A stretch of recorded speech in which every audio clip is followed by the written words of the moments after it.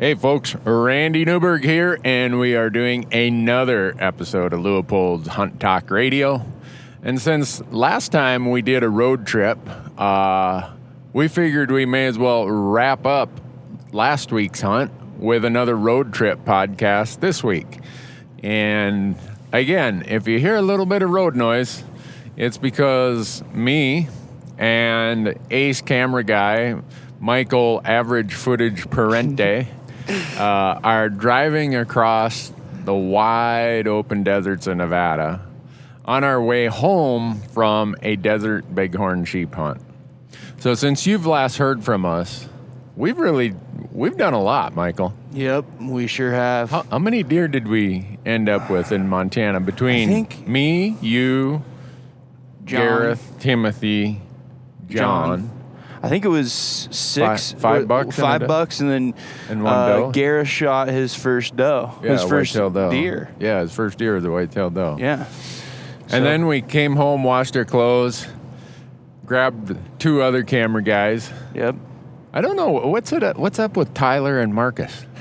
They never want to be on a podcast. Yeah, I guess they just, I don't know, they didn't want to be on it today. I think they were up a little too late last night. I was with them for a little bit, but yeah, I fell asleep in the room. Yeah, Marcus said he was up an hour later than when I left. So really, I think they're.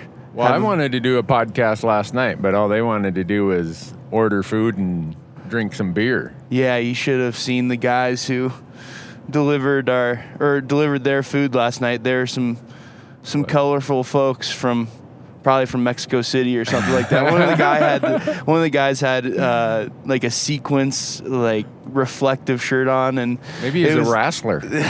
No, he was not a wrestler. Did he wear like a wrestling mask or something like Dr. X or something? No, but shameless plug from Mr. Geno's in Ely, Nevada. They said the food was really good.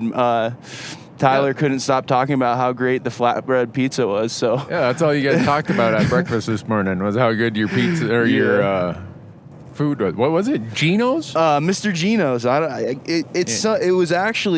It wasn't a Mexican joint. It was an Italian joint. But that probably explains why you thought. Well, the guys who delivered it gives a little intel on them. Well, they weren't from Sicily. They were from Juarez. Huh? Yes. Okay. Yes, they were. All right. Well, that tells people kind of how far we've been across the map. We've been from eastern Montana almost to the California border. We got to Tonopah, Nevada, which you can see California from Tonopah. Yep. The Sierras, right? Or what's that? What's the mountain range over there that we saw? Way over there by Bishop and all that. You can see the Sierras from Tonopah. Yeah. There's a lot of snow on them already. Yep. So we're putting some miles on the Titan. Yeah, we sure are. And towing this trailer. Yep. We had to change trailer tires in the middle of this hunt. The old tires were so bald. Randy taught me how to change a tire yesterday. I learned at 24 how to change a tire on a little trailer. I can't believe you've got to age 24 and never had a flat tire. Yeah, I don't know. Ohio, there aren't a lot of gravel roads and back roads like there are in Montana. Yeah. We usually end up with 3 to 4 busted tires a year. This has been a good year for not having busted tires. So yeah, I don't know how we lucked out. But anyhow, folks, before we get into all the details of every one of these adventures we've been on, want to talk about all the great companies that help make this possible. You heard, you always hear that this is Leupold's Hunt Talk Radio, and Leupold is the company that they just support everything we do. If you're into self-guided public land hunting, you know that Leupold has your back. And some guy sent me an email the other day, I think it was kind of chuckling, that I somehow had mixed up how you pronounce Leupold, like the optics company, with Aldo Leupold. And they're pronounced differently. Leupold, the optics company, is like L-U, like a long U, Leupold. And then the conservationist, the father of wildlife management, Aldo Leupold, is like Leo, the lion, Leopold. But a lot of people say it fast, and it sounds like Leopold. It's really Leopold. I've always wondered that because I've heard people say both, and you say Leupold, and I just kind of trust that, like, those guys really well, and that they would probably correct you if you were wrong. They'd correct me if I was saying it wrong, I'm sure. So, folks, it's Leupold's Hunt Talk Radio. Also, in the back of the truck here, we've got 3 Orion coolers that we've been living out of. And then in the trailer, we've got 3 more. I'm impressed. I wonder if the folks at Orion, if they ran a big sale and got short on inventory, they could call us. We got enough to help replenish them. But right now, the good folks at Orion are holding a special Thanksgiving.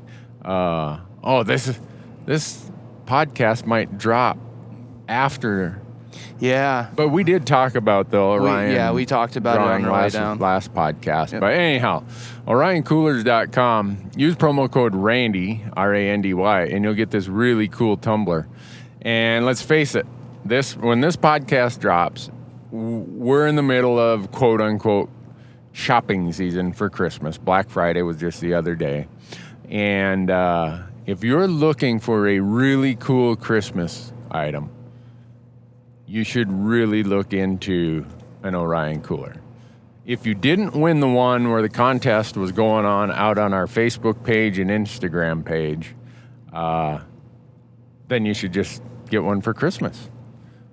Pick your color. Yeah, I mean, we live out of those things, and they're awesome. And they got the coolest colors in the world. That's right, yeah. They got like a Santa Claus red and white. Mm-hmm. I want a Minnesota Vikings purple and gold, but they told me gold is a really hard color, just about impossible color to make when you do roto molding. Yeah. So they said that I'd have to settle for purple and yellow if I wanted a Vikings cooler. Okay.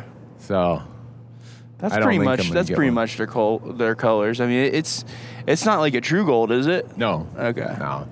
But anyhow, they are really, really good coolers. I don't know how the last few years how many days we've lived out of those coolers, but it's a lot. Yeah. And we've never had a problem. Keep ice forever. And they got a beer opener on them. What's that? Don't they have a beer opener on them? Oh, yeah. All 4 corners have a bottle opener on them. I love the latches on them.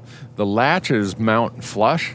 So if you have one of these other coolers and they have some cumbersome latch that's always getting hung when you're sliding the cooler back and forth or sliding 2 coolers next to each other, you will realize that the Orion cooler has all kinds of really good engineering and design features.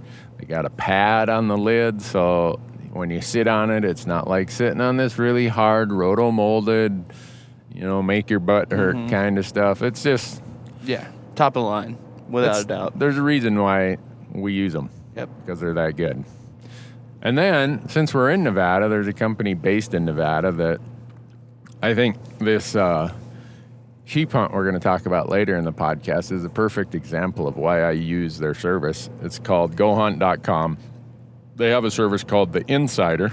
And if you want to research all the key western states that are the states where most traveling hunters, non-resident hunters go to, they have it in spades as far as how the systems work, research, data, articles, the best draw odds out there, by a mile the best draw odds, and just tons and tons of information.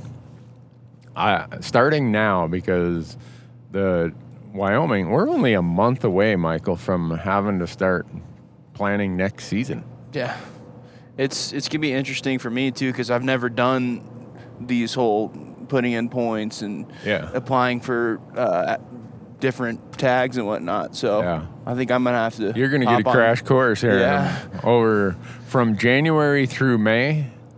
You're gonna get tired of me talking about it. Well, I was on a go hunt last night, and this is what I figured out. What do you say we do this? Yeah, it'll be. But well, if you go to GoHunt.com and you sign up for their Insider, and you use promo code Randy, R-A-N-D-Y, you see a pattern here, folks. Promo code Randy. You're gonna get $50 of credit in their gear shop. And these guys have put together a gear shop with the best quality equipment that Western hunters need. We're talking backpacks, electronic items, Scopes, you name it. binoculars, optics. Foods, trekking poles, tents, sleeping bags. Yeah. It's you pretty name legit. it, it's out there. Yeah, They also carry Leupold. that's right. Have you ever heard the Leupold commercial with Trace Atkins? He's got like this really deep voice. The way he says Leupold is like, man, that dude's got it. No wonder he's a country music star. Me, when I say Leupold, I'm sure they're like, get that guy off the air. And then another one, and you usually don't think about this in Nevada, but where we were hunting in Nevada this week, it even applied because that canyon bottom was all private. Mm-hmm. When we were out in eastern Montana last week, without our OnX chip, we would have been toast. That's right.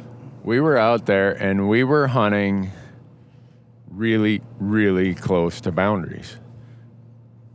Timothy's buck died, 20 yards, maybe? Yeah. Nah, probably 50 yards. Yeah. Off a boundary, 150 feet to maybe 150 to 200 feet off a boundary. Gareth's buck, same thing. Mm-hmm. And without the OnX map system, you just can't hunt those little parcels in That's those right. tight places. And sometimes it'll be a really narrow strip of public that you got to navigate to get out to a really bigger piece of public that's all surrounded by private. Mm-hmm. And I think you got a serious, what would I call it, tutorial on having to navigate. Yeah. I mean, it kind of saved our butts from making, well, in my case, that one day when we were waiting for that mule deer to come across, Yeah. you know, if I didn't have it, and you could have easily made a mistake there and been in trouble. So it was nice to be able to have it and know where those boundaries are. Yeah, because in that case, it was just the opposite. Yeah. What did you range him at? He was so at Michael was going to 320 shoot yards. this mule deer, right? Yeah. And it was right away in the morning at daylight. I was running some way below average footage on the camera. And how far was that buck? 220? I think he was it was either 320 or 220. I can't remember. It was something 20. But it was just over on the wrong Yeah. side of the Yeah. boundary. Yep. And like the good hunter, Michael Yeah, of waited course, yeah. and waited and waited. And then the does didn't read the script. Yeah. And they took him further into private instead of over on the public. Mm-hmm. But that's where, again, that OnX system comes in so handy, Exactly. is that we knew exactly where you could and where you couldn't shoot. Mm-hmm. And it gives you a level of confidence to hunt areas. And for me, even when I start getting into application season this winter and this spring, I'm no longer worried about areas that have difficult access. Mm-hmm. And that's how we end up drawing a lot of tags for the show, is that we need tags. Yeah. We need tags. So we have to accept that, hey, guess what? We're going to apply in some of these areas that have challenging access issues between public and private. And we end up with more tags that way. Mm-hmm. Yeah, we accept that headache that you're not just going to be able to go everywhere. So, OnX. Promo code Randy, R-A-N-D-Y, and you're getting 20% off. There's your Christmas present right there. 20% off any app product from OnX Maps just by using promo code Randy. OnXMaps.com. So I think we got all that covered, Michael. Yeah, let's talk about this deer hunt we were just on.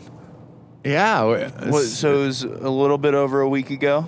Yeah. Let's see. What's today? Today is a Tuesday? No, Yeah. Wednesday. Today's Wednesday. So Yeah. we came back last Monday was our last day. Yeah. Well, I guess technically it really wasn't a we full got home hunt Monday day. night. Yeah. You shot your buck Monday morning. Yeah. We packed that thing out of that hole. Yep. And then we drove home that night. Yep.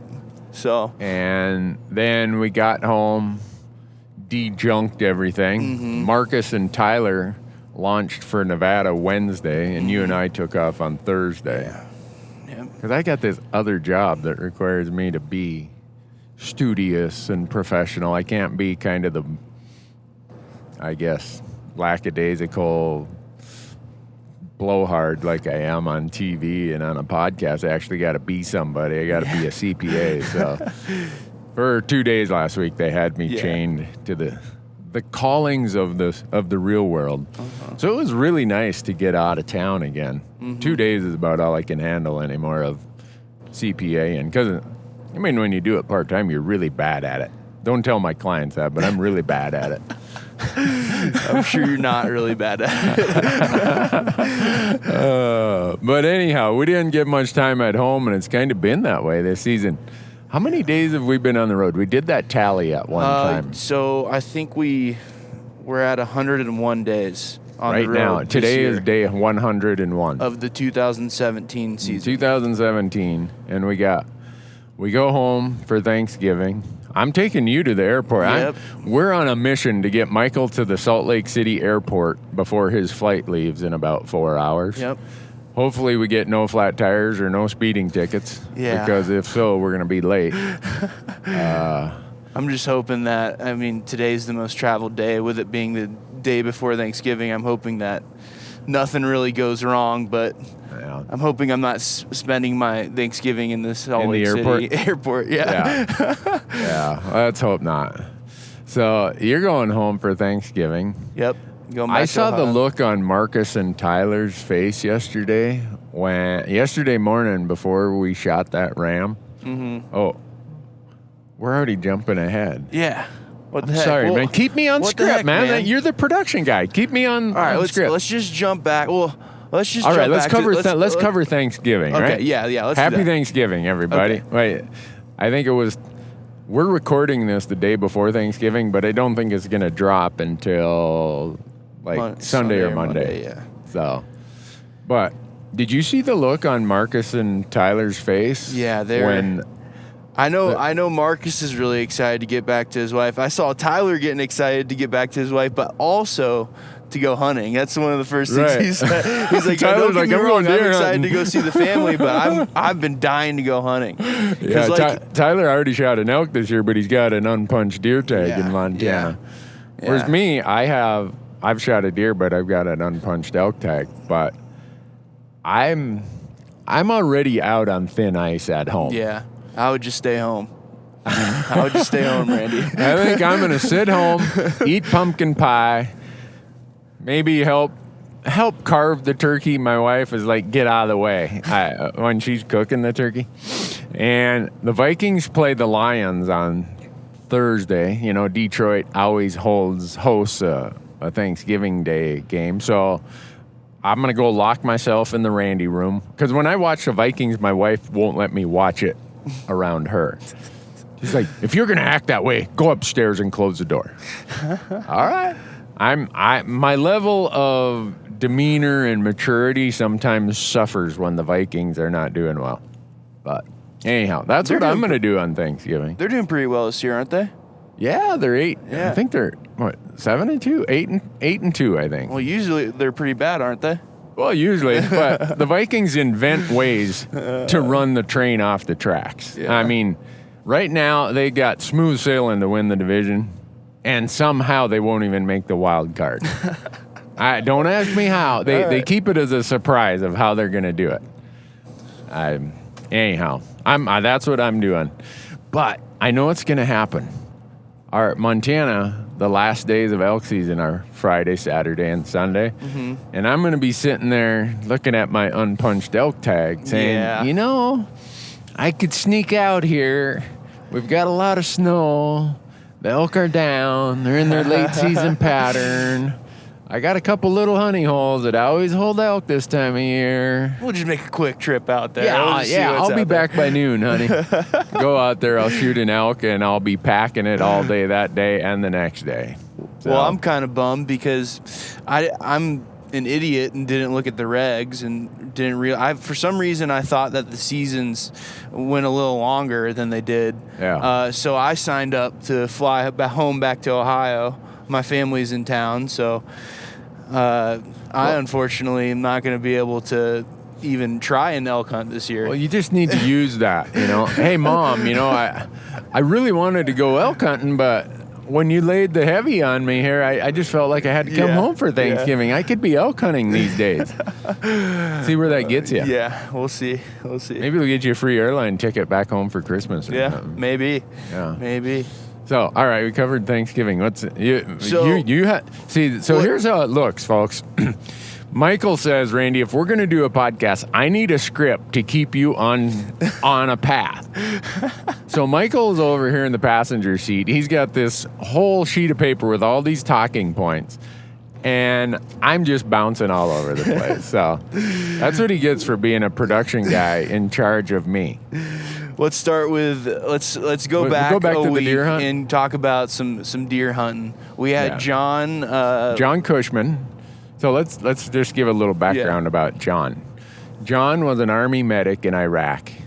He'd been in 2 IED explosions, and from the way I understood him telling us what happened, the second IED, didn't he get shot twice as he was trying to help people? Mm-hmm. And so John is 45 years old, and his body is a wreck from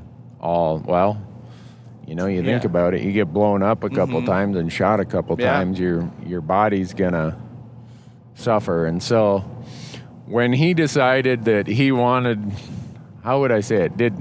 I invited him, and I'm not sure if John thought I was joking or what, but I think he had a great time. Yeah. I had a blast hanging out with him. The thing was that John can't really get around that well, so a lot of this times you guys would be walking around and I'd be hanging out with John. We had some good stories and fun times, and you got to spend a lot of time with him. We spent a lot of time together, and I really enjoyed hanging out with him. For me, watching John, I mean, this hunt for me was not really about deer hunting. It was about helping other people, and watching John, he's 45 years old, and his mobility is pretty much shot. Mm-hmm. And I think, Randy, on the days when you want to complain about something, or this doesn't feel right, or that doesn't feel right, you know what? You've got nothing to complain about. I can't imagine the frustration that must happen to somebody who used to be this physically active, strong, energetic person, and probably mentally and emotionally they still want to be that way. Yeah. But can you imagine the frustration of your body not being able to do it?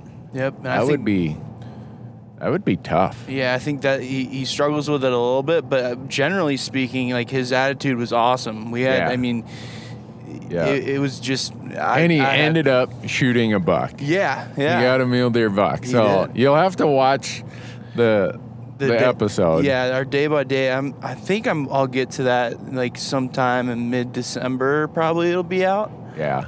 And again, also we just dropped our first day of Matthew's moose hunt. Not to get too far off topic, but we just got done with Matthew's moose hunt. That's up on YouTube now. So if you guys are interested in watching that, day 1's up, and day 2 will be up by the time that this airs. So right. And the reason day 2 is important is because it was only a 2-day moose hunt. Yeah. Really. Yeah. On the second day, Matthew said, "I like that one." Yep. But we can't tell all the goods. They got to go out to YouTube. You gotta go watch it. Randy Newberg Hunter, Montana Moose, day 2. Go and watch it. Yep. I can assure you it'll be worth watching. Yep. But so we had John with us, and then Gerald Martin met us over there. Gerald is an absolute great guy. Yeah. He's helped us on other hunts when we've had people who we knew it was going to be a challenge for them because of their physical impairments. Mm-hmm. And Gerald is always the guy who signs up. Oh, I'll be there. But the cool part is he brought his 2 sons, Gareth, who's 10, and Timothy, who's 12. Some of the coolest 10 and 12-year-olds I know. Oh, man. Aren't they great kids? Well-behaved, well-mannered. When it was cold and miserable and snowing and sleeting. Yeah. They didn't complain. Always smiling. Yep. So his daughter, Olivia, I think is 14. I think so. She probably wanted to come with, but Gerald and her drew elk tags in the Missouri Breaks this year, and they both shot really nice elk. So sure did. I think Gerald said, I got to spend some time with the boys too. So the boys got to come on the deer hunt. And the first day, Gareth shot a white-tailed doe. The first day was kind of slow. Yeah. Well, and that was his first deer ever too. So that was really cool. Yeah, that was first day was really slow until the last half hour of flight. Really. Right. Yeah, that's when John shot his mule deer and when Gareth shot his doe. And then the next day, we go out to my favorite spot. We better not have any geocodes, any tagging on those pictures that we posted. Because this is such a small little spot that I don't want people to know where it is. It's cool somewhere in Region 7 of Montana. That's as close as they need to know. I really like that spot. And so the idea was, now that John filled his tag, Michael had never shot a mule deer growing up in Ohio, so we wanted to get Michael a mule deer, and we wanted to get a buck for Timothy and Gareth. Mm-hmm. But the boys were pretty tired. You had a tag too. Right, I had a tag too, but I didn't really care if I shot anything. Yeah. So what we did is we split up. Gerald and his two boys, well, actually Gerald came with us to the point when we started glassing. Yep. And we kind of talked about, here's how this piece lays out, here's the public, here's the private. And right away we saw that mule deer that you wanted to shoot. Mm-hmm. And Gerald said, you guys go after that. Get Michael on that mule deer, and I'll stay up here and glass, and if I find something, I'll go get the boys, and one of them we'll go chase it. Yeah. All right, so we do that. And as you heard us talk about earlier, the buck just stayed. Yeah, he just stayed on the opposite side and then followed his does around a little knob. So we tried to work our way around that knob and kind of get a better angle. And then out pops this nice whitetail. And I said, Randy, you got to shoot this whitetail because, like I said, I wanted to shoot a mule deer. So Randy popped a real nice one. Yeah, so when you guys see this on YouTube and on Amazon, here's how it was working. We're sneaking in on this mule deer, and I'm running the camera. So we need to put a disclaimer at the bottom of the footage. Randy is running the camera. Apologies for this footage. And Michael's on the rifle. And we're waiting and we're waiting. We knew that this group of does had led that mule deer buck around to the east side of that big knob, which is private. And I told Michael, I said, they usually get pushed back around because there's a road over there. So we're waiting and waiting, and all of a sudden, a bunch of mule deer does pop up on the horizon. I'm like, your buck's going to be there. Well, the buck never shows up. And Michael's like, ooh, look at that. There's a white-tailed buck right there. Well, then there turns out to be what? Like 5 or 6 white-tailed does and 2 white-tailed bucks. Yep. And we're looking at it, and the one is a really nice 5x5. And I'd had it in my mind I wasn't going to shoot that day. If I came home with my deer tag in my pocket, that was fine. And Michael's like, I'm not shooting them. I've shot whitetails in Ohio. I'm shooting a mule deer. And I think we agreed that buck was just too good to let go. Oh, yeah, for sure. So Michael says, get over here. And he hands me the rifle. And he jumps on the camera, so the footage instantly gets way better. And I'm like, are you sure? He's like, yeah, I'm sure. Shut up and shoot that thing.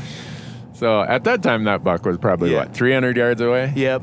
And then he came sneaking down that hill to about 200, and they'll have to see the rest on YouTube. Oh, yeah, we better. All right, we won't say any more. All right, Michael wants to keep it all suspenseful. Everyone's got to go and watch. It was pretty cool, though, the way it all went down. So after that, we come back to where we'd all been spotting. And now the weather has changed a lot. It was clear and crisp that morning, and now it's clouding. It's kind of trying to snow and rain just in the course of 3 hours, maybe? Yeah, we got up to that knob, and we noticed that the spotting scope was pointed in a different direction. Yeah. So we were kind of like, oh, they might be down there. Yeah. And I told Michael when we walked up to the spotter, I said, Gerald would not move this spotter over to this side of the ridge and focus it on a certain spot unless there was a reason. Yeah. So we carry our loads back to the truck, and John and Timothy are at Gerald's truck at the trailhead. And we're like, where's everyone else? Where's Gareth and Gerald? Oh, they went after that other whitetail. Okay. So I don't know. We sat there a long time. Yeah. It seemed like I was up there glassing on that knob. We were up there for, I don't know, 3-4 hours in the snow. Yeah, and then we got a whiteout. Yeah, and so blizzard. At some point I was just like, I can't see anymore. Yeah. I'm going to eat a sandwich. Spotting scope doesn't do you any good when it's a whiteout blizzard. Yeah. That 4D power just doesn't do anything for you when it's snowing so hard you can't see. That's right. But didn't you say you heard some shots? Yeah, so I think I heard, I don't know if it was them though, because it seemed a little bit too early in the evening from the time, and then he sent us like what was it? The inReach saying. Yeah. He sent us a message on his inReach because he's down in that canyon. Yep. Hey, buck down, need packers. Yeah. Yeah. So Michael and I grabbed our mystery ranches and headed on down there, and when we got there, that was a smoker 4x4 whitetail that Gareth had. Good mass. Yeah. Really cool old buck. So, and it was so funny when we showed up there. Gareth, he's just like the most matter-of-fact kid. When we come walking in there, Gareth sees us and he looks up at me. He's like, man, am I happy to see you. Dad says you're going to help pack out my deer. I'm like, yep, that's what I'm here for, Gareth. That was so much fun. Yeah. That period of time just to see Gareth with his first buck. And he was so happy. Gerald was happy for him. And I don't know, it was dark by the time we got back to the truck. Yep. So by that time, the only guys who still have tags are you and Timothy. Yep. And so the next day we go out there, and it was pretty slow. Yeah, we didn't really see anything for first hour and a half, I'd say. Yeah. Maybe a little bit longer. It was I don't know, 10 o'clock before we saw any. All right, hold on. We got a production issue going on here. The production guy has his my microphone. beard rubbing on it? No, you have it too far away from your mouth. Oh, I'm sorry. So it'll pick up all the road noise. I'm trying to give him the signal. Hey, move this closer to your mouth. And I'm like, what? Is there hair on my mic? Yeah, he thinks I'm pointing out that he's got a booger on his beard or something. Anyhow, sorry for this distraction, folks. But the next day was pretty slow. I'd say it was, I don't know, 10 o'clock before we saw a few white-tailed does. Yeah. And John got excited because Cushman had a white-tailed doe tag. Yeah. And we were trying like heck to get him a white-tailed doe tag. And actually, Timothy said, oh, let's get John a doe before we worry about my buck. Because Timothy is living in Montana. He already shot 2 bucks when he was 10 and 11. And so John sat there on that ridge with us for the longest time. And then finally, Gerald's like, isn't that a buck standing there? I don't know where that buck came from, but he walked out from where those does were at. And you know the rest of it because I stayed up on the knob with John there, glassing through the spotter while you went and filmed the stock with Timothy. So we saw him bedded. We worked our way down there. And I'll say this, a good way to piss off a camera guy is to start belly crawling. And the reason being is the camera guys always have multiple lenses hanging off them, a DSLR hanging off them, binos. I mean, you guys are loaded down into belly crawl. Well, and when you're dragging all that stuff through the dirt, especially when you have the camera on the tripod. Like we were close enough to where I knew it was going to happen. Kind of like we would set up and have time to get the camera ready and everything. But I had it on the tripod already, so it's really difficult to belly crawl and army crawl with it on the tripod. But anyways, so we start belly crawling, and I'm thinking, there's no way this is going to happen. He's going to see us. He's bedded facing not straight onto us, but he could turn his head and see us. But so we belly crawled, got pretty close, and he made a great shot and put him right down there. When that buck stood up, it was like he got hit by lightning. Yeah, I mean, he stood up, and it was all over. Yeah, and it was funny again, just like with my buck, that deer was shot with the 308, 165 grain Nosler partitions. Yep. Just, man, when I heard that bullet hit, I was 700-800 yards away, Yeah. and I heard boom, crack. Yep. I mean, when Timothy hit that buck, I looked through the spotter, and it was just laying on its back with its feet curled up. I'm like, that deer is dead. Yep. And it was really a cool experience for me too, seeing like the whole father-son deal going down. It was awesome. Yeah, I really liked that one. That was a ton of fun. Just to watch from afar and think about how much effort Gerald puts into making sure his boys get to hunt. Yeah. And I don't know, watching it made me wish I had a teenager during hunting season because, now Matthew, he's 27, and man, from the time he was about 10 to when he was 18, every weekend we were hunting and fishing. And then he goes off to college, so my warning to all of you who have younger kids: hunt and fish with them every day you can, because someday they're going to be independent people off doing their thing, and you're going to be missing it. Yeah. And so for me, it was like rekindling that whole passion by watching Gerald and his boys do what they were doing. Yeah. So now we've shot 3 whitetails within a half mile of each other. 4. What's that? 4, right? Within that area. Yeah. Okay. In that little canyon, we'd shot 3 whitetails in 2 days. All nice whitetails. Put a hurting on the mature buck population. Yeah. So that night when we bring Timothy's buck back, we got to do all the TV interview stuff. And the sharptails made an appearance. Oh, yeah, that's right. They can check that one out on YouTube, too. Michael put that up on YouTube, and those of you who follow us know that I have a serious grouse problem. I mean, there is nothing that gets me more wound up than the chance to shoot a grouse. And most people are like, I can't believe you shoot them on the ground. Well, if you watch that YouTube clip about me hunting sharptail, you'll see that I shoot them out of trees also. Yeah. We're doing interviews, and Gerald goes, oh, I think we have a live hunt going on behind us.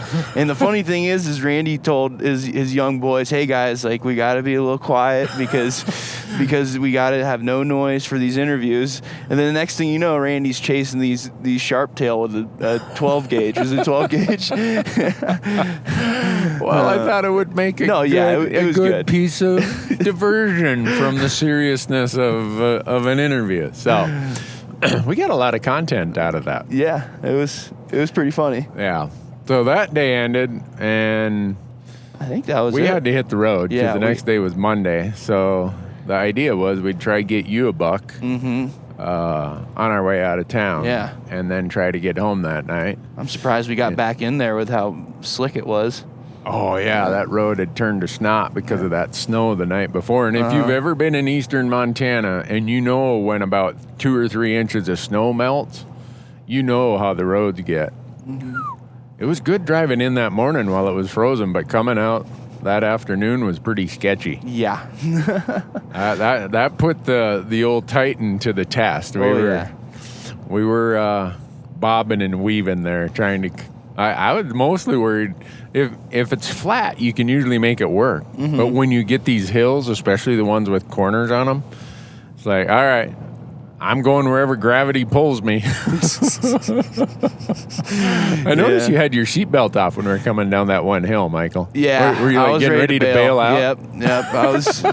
I was not going to go down with the rig. No, because there was a draw about 200 feet down to the driver's side. And I was turning the wheel, all fours were spinning, and it didn't matter. We were just going wherever gravity took us. But Michael shot his first mule deer. Unfortunately, we didn't get it on camera. That's all right. It happened really fast. So, sorry, folks. We don't have that one to show you, but... Yeah, it was fun. Yeah. I mean, that was a really fun hunt. In the morning, we hiked up on those ridges, and we found a really nice buck right away. Yeah. And it just kind of the whole TV thing, it just doesn't work. You can't just pick up a gun and shoot. Like, pretty much everyone else can. But yeah, that was too bad because by the time we tried to get him on footage and you get set up and everything, he'd snuck out of that little basin there, and we never relocated him again. Yeah. All we did was bump a bunch of other deer. Yeah. But I got my first mule deer, and I really only had 1 day to hunt this year. Being, it takes 6 months to become a resident in Montana. So I finally got my residency right before we left for this trip. And I was just happy to take the buck I did and put some meat in the freezer for my roommates and I, and it was a good time.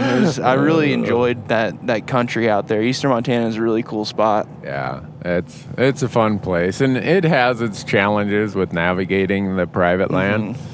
But again, that's why we use the OnX system. It makes it pretty darn easy. And if you're able to do that and you know how to do it, you'll find places that no one else goes. So the day that you shot your buck, we saw 0 hunters. Yep. The day that I shot my buck, we saw 0 hunters. None. The day Timothy shot his buck, I don't know if we saw any hunters that day either. Well, I guess we did. We heard some. Right, we were doing interviews. Right, and then the day that Timothy shot his buck, there were 2 hunters that showed up on that big rock.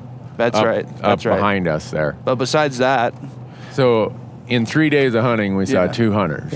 In that spot we go to. In the rut, the mule deer rut. Yeah, in on public Eastern land. Montana, on public land. That's pretty good. And everyone's like, "Oh, this place is overrun with people."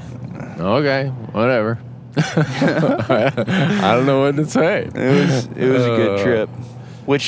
So that trip's over. Yeah. And then we had go ahead, sorry. But before we leave that trip was probably one of those, I don't know that, I'm going to say it this way, it may not be right, but I almost needed a trip like that. Yeah. Because a lot of our hunts are really intense. They're elk hunts, they're moose hunts, and what we're going to talk about next, sheep hunts.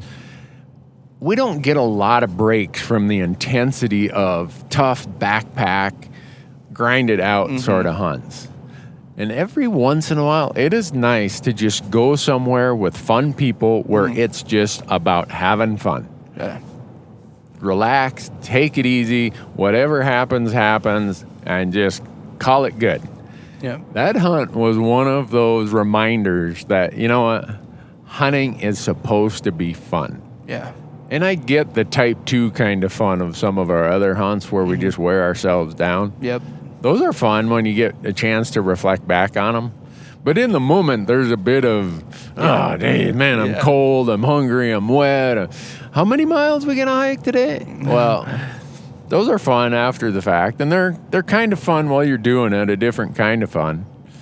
But to be there with a guy like John and then with the 2 boys, that was just so special. Yep. Every year I'm going to schedule one of those kind of hunts where it's just having fun. Yeah, it was cool also to see. I mean, we had John, Gerald, and the boys, and we also met some guys from the Hunt Talk crowd. Our Hunt Talk forum. So Shoots Many Bullets was there. Yep. Justin and his buddy Mike, and then they had another friend show up at the end. I can't remember his name. But yeah, there were a lot of people over there that we knew. It was cool to see all. A couple guys showed up from my home stomping grounds back in Minnesota. Yeah. My brother sends me a text. Hey, so-and-so said he just saw you in Eastern Montana. Well, he probably did. I'm stuck here in road construction. Yeah. And then we ended up running into those guys at the restaurant that night. So we saw an awful lot of people at the restaurants just smiling, having fun. Yeah. We ran into Jason and his daughter. She shot that really big buck. Oh, yeah. Holy cow. She's 10 years old, and she shot a bigger mule deer than any mule deer I've ever shot in Montana. It was a big dog mule deer. Yeah. But her dad is a predator, so the fact that she ended up shooting a buck like that didn't surprise me.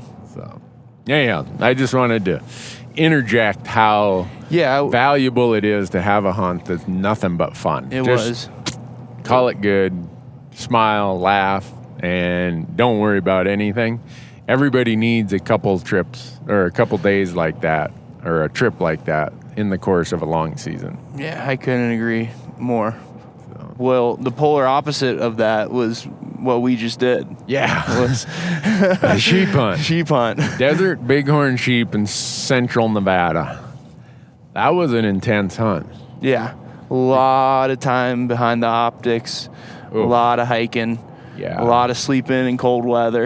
Yeah. Did you think that Nevada could get that cold, Michael? You know, I didn't. And you know, a lot of people where I'm from and in the Midwest and in the East don't really know a whole lot about Nevada and how beautiful its landscape is and how they have these amazing mountain ranges, and they just kind of think of Vegas, right? And that's what they think everyone thinks about. But really, it's really cool out here, I think. Yeah. And but to your question, no, I did not know that it could get that cold. I think two of the days we were here, it was 0 in the morning or close to it. Yeah. I woke up with ice on the inside of my tent a couple days. We were tenting it, folks. Yeah. 0 degrees in a tent. Yeah. It takes a little bit of the pleasure. Yeah. So out of the. That's where you really realize how a good sleeping bag and the value of a good sleeping bag, basically. But and a lot of people will say, "You guys really have expensive gear." Well, when you do what we do, for as many days as we do it, in conditions that really aren't that comfortable, you invest in the best gear you can find. Oh yeah. And having a really good sleeping bag.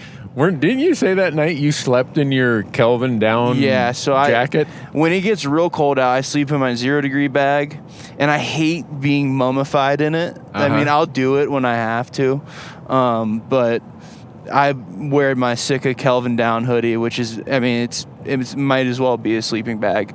So I wear that, and then I put on a little beanie, and I'm pretty good to go.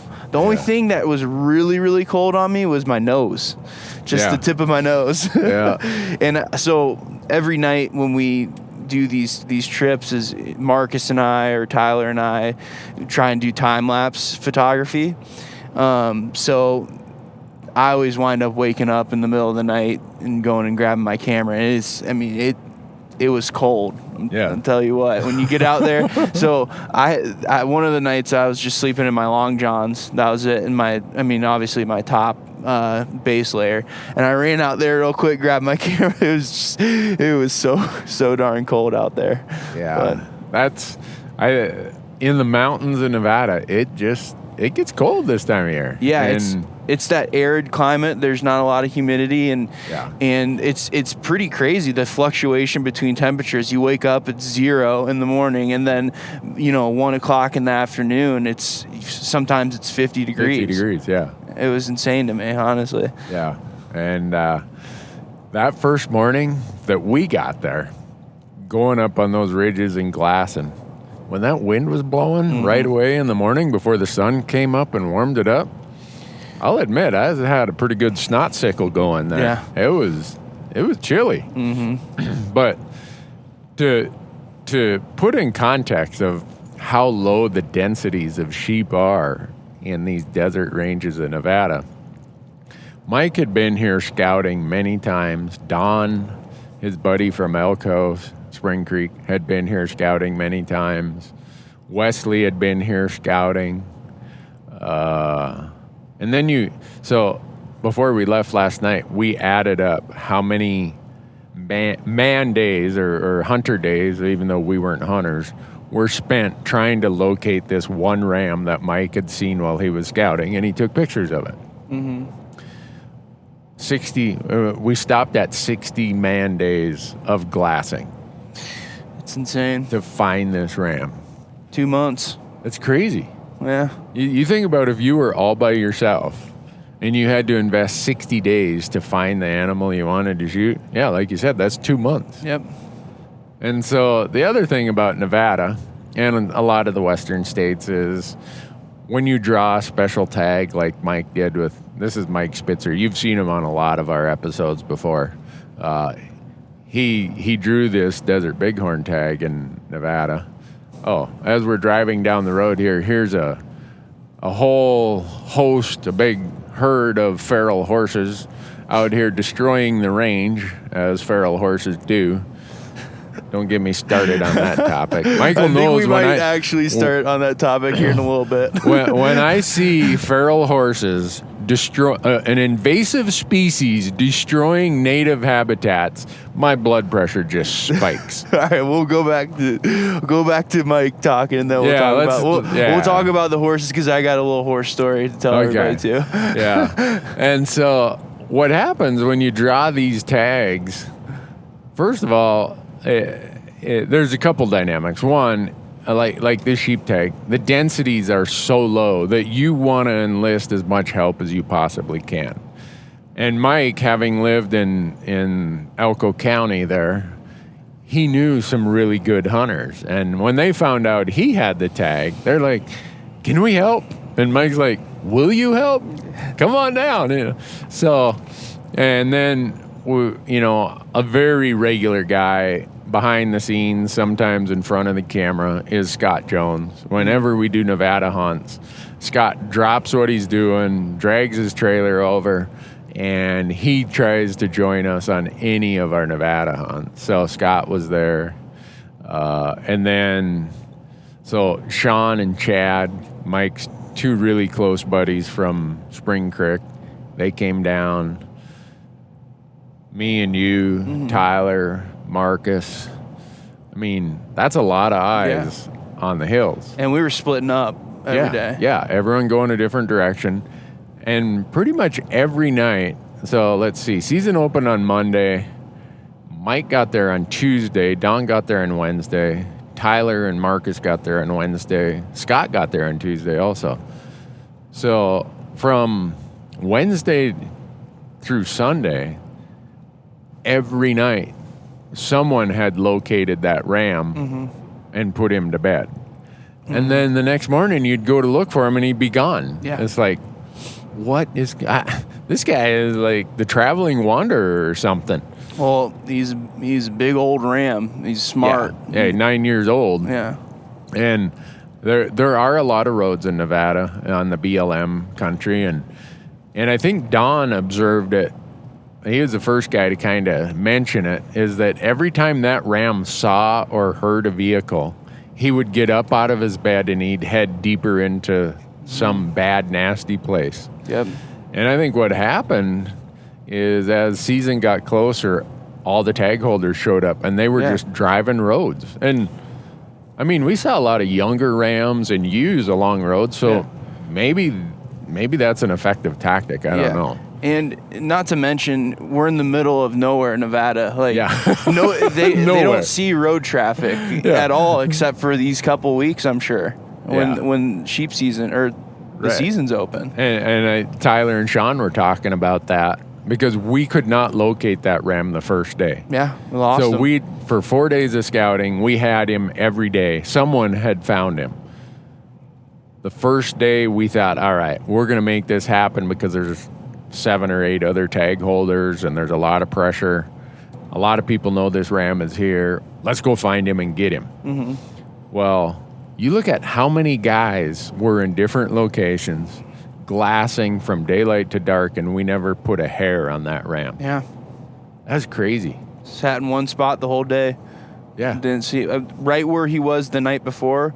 That's where Sean and I sat, and didn't even catch a glimpse of really a mature ram at all. Yeah. So I was on the other side of the mountains, and I was seeing ewes and young rams.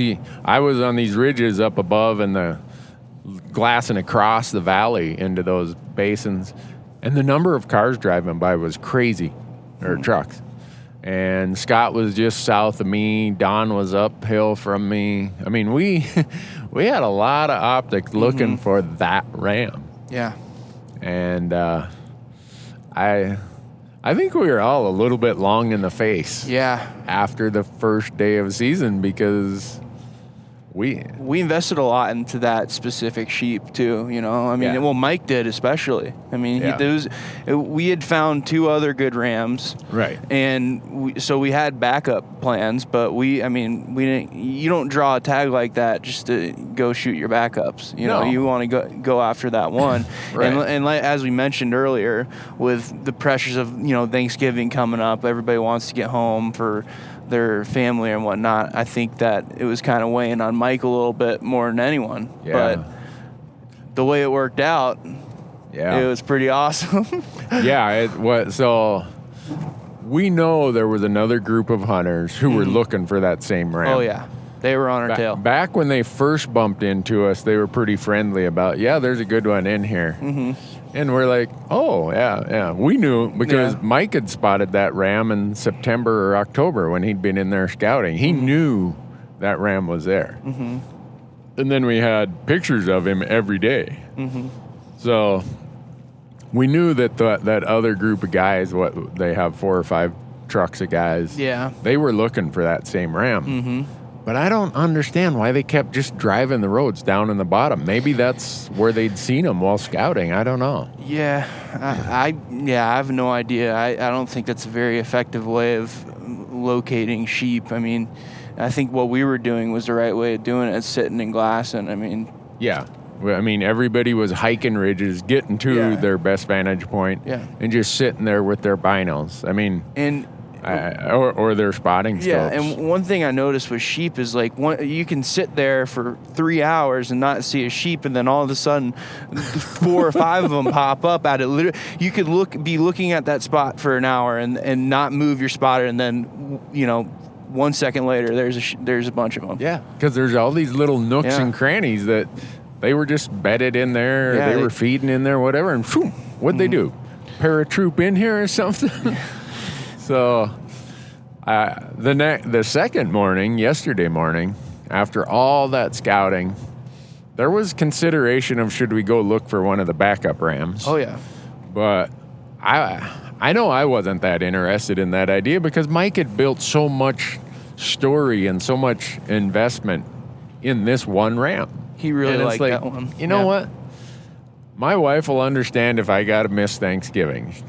I'll probably be sleeping with the dog, but she'll understand. But I could see the pressure weighing on Mike that, gosh, I'm keeping all these guys home from their Thanksgiving. And he'd mentioned that if things don't go right, let's just come back the last week of season. Because I think he said season closes December 20th, something like that. But thankfully, and maybe it's Tyler, he always says, you don't leave fish to find fish. So the point, that's kind of the saying in the fishing world, but it also applies here. You knew this core area was where that really old ram was hanging out. You don't leave that core area to go hope you might find a similar 9-year-old ram. Exactly. And so we stuck it out. And yesterday morning, Sean and Chad turned him up in an area way up on Gobbler's Knob, way to the south of where he'd ever been. Yep.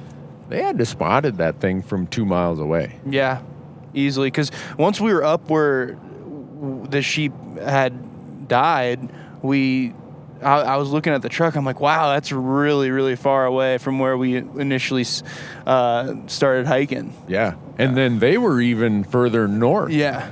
I bet you it was at least 2 miles from them. And they said that they saw 6 rams, and one looked good, but they couldn't tell for sure. So they drove down to closer to where we ended up parking at that pole out there. Okay. And then they glassed from there, and they're like, oh, yeah. And then they ran and got Mike, and then you'll see in the footage, folks, I need to set my watch better. Yeah. We had a rendezvous time, and I show up at camp and nobody's there. I'm like, what's going on? And, well, the reason is I was on Montana time. Everyone else was on Nevada time. So, unfortunately, Mike and Tyler showed up shortly thereafter. And said, hey, we've located the ram. We're going to leave right from camp. It's going to be a huge loop to go gain I don't know. I bet you from our camp they gained over 1,000 feet of elevation to get up there. Oh, yeah, at least. And Mike invited me to come along for the stock, but I'm like, you know what? A cagey old ram like that seems to be so fidgety about people and vehicles, the last thing Mike needs is another body with more noise, more movement, whatever. So I said, no, I'm just going to stay down here at camp. I'll start breaking down camp so some of these camera guys can get out of here and get home for Thanksgiving and move all my stuff over so that I'll stay through Thanksgiving or however long Mike wanted to stay. And we were, I don't know, we'd been there 2 or 3 hours breaking down camp, maybe 2 hours. And all of a sudden I heard a shot. I'm like, ooh. And then I heard this faint woohoo. Yeah. Woo-hoo. Yeah. I'm like, uh-oh. And so then we drove down the road to where everyone else was glassing and watching, and it was pretty obvious what had happened. Yeah. But it took us over an hour to hike up to where they'd killed the ram. Steep mountain hill there. Well, I won't even call it a hill. It was a mountain. It was a mountain. Yeah. Yeah. And I would bet you those people driving the roads, the odds of them seeing that group of rams was just about zero. Yeah. There was the pinyon juniper kind of stuff coming in and out of there, and I think that weren't those rams coming in and out of it a little bit. Yeah, and then they'd go feed up above where the pinyon juniper would grow. Mm-hmm. And I bet you at night, if they needed water, they'd come down and water, but then they'd go way, way back into this bad, ugly spot. But that's how a ram gets to be 9 years old. Exactly. A ram standing next to the road, if he's got good potential like that one does, doesn't live to be 9 years old. No. How about the teeth on that ram? Oh, have you ever seen anything like that? Well, I've never seen a ram on the ground before, so. I've never on any animal that we've ever shot, and we'll show a picture of it. This ram had only 2 remaining stubs of teeth broken and busted. I mean, they were like sticking out maybe a 1/4 inch from his gum line. That's all he had left was 2 teeth. And there was a reason why when we did the caping for a full body mount, why he had no fat on him. Yeah, he just got out of the rut, but I don't think he could eat enough to put any fat on. How is a ram like that going to get anything to eat? I don't know. I wonder how much longer an animal can, naturally live. Much longer with teeth like that. I don't know. I wonder if those teeth get damaged when, because these bighorn rams, they butt heads and bang and fight and carry on during the rut. When we peeled his lips back and looked at that, to this day, and I don't think I will ever again in all my hunting years, see an animal with that bad of dentures. Or, yeah, I guess we can say dentures, plural, because he did have 2 teeth. Or they're supposed to have a big row of teeth out front on their bottom. Oh. This guy had 2 remaining little stumpy, busted off stubs. Yeah. I could not believe it. Yeah, that's pretty insane. But man, that is a beautiful ram. Yeah, he's sweet. When you get to look at him up close, the pictures that we had of him, the footage we had of him, that one piece of footage Marcus had when he got close, that made him look really big. But I'm like, I don't know how big he is, but I'm not a sheep expert. But then when you walk up to him, you're like, whew. Yeah. A desert bighorn with 15-inch bases, and the longest horn 36 inches.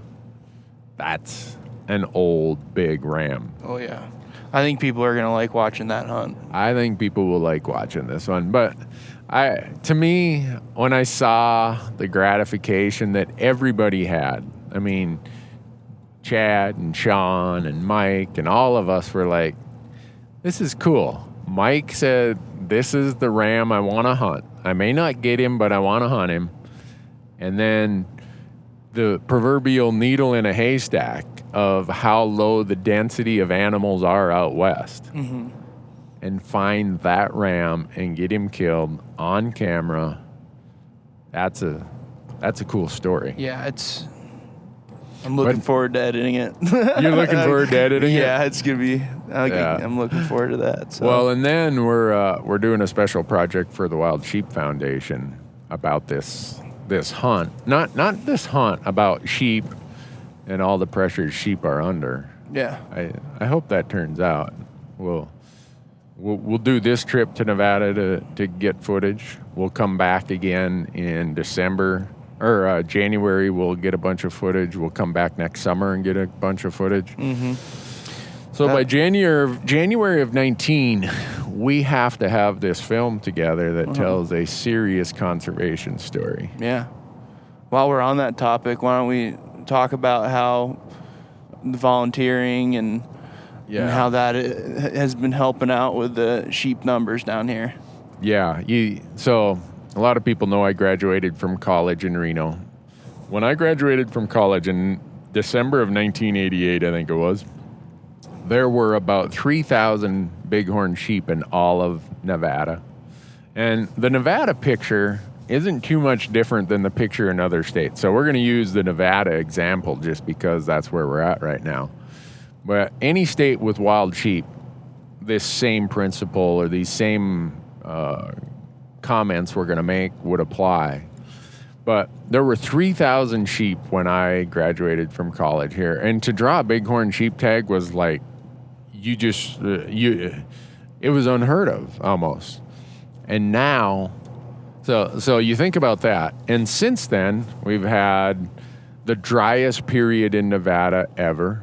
That the 30 years since then has been as dry as it gets.